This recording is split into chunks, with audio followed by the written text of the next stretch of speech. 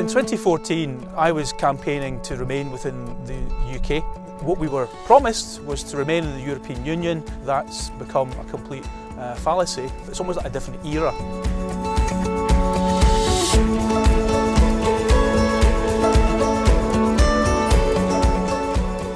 My name is Mike Daly. I'm a solicitor advocate in Glasgow. I work for law centres. I've done so for about 25 years. Law centres act on behalf of the public, ultimately helping people to maximise their rights.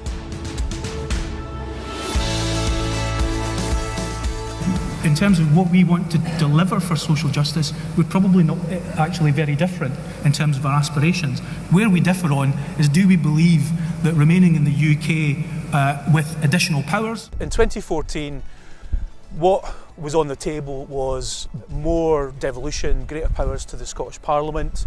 It's almost like having the best of both worlds was on the table, remaining in the European Union, but having the ability to do things differently in Scotland. The reality is now, after, goodness, 7 years of austerity, it's quite plain to me that we now are in a completely different situation.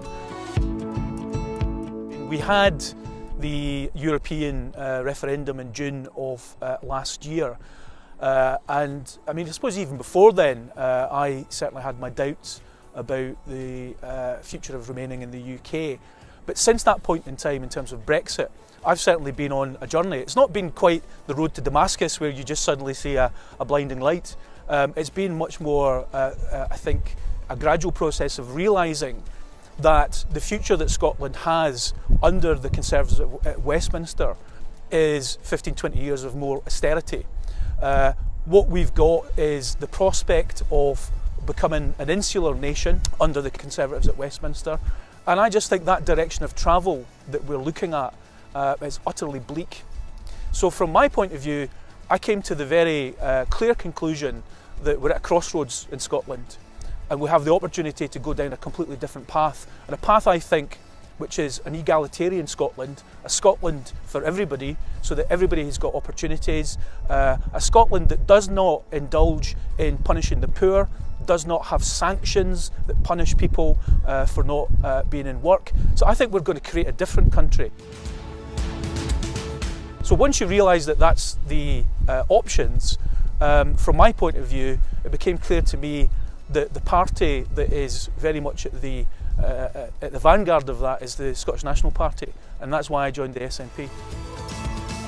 I think there is going to be a second Scottish independence referendum, and I'm very excited about that, because instead of having another 20 years of austerity, and we've already had 7, I see the opportunity for a Scottish independence referendum giving Scotland the ability to go down a completely different path.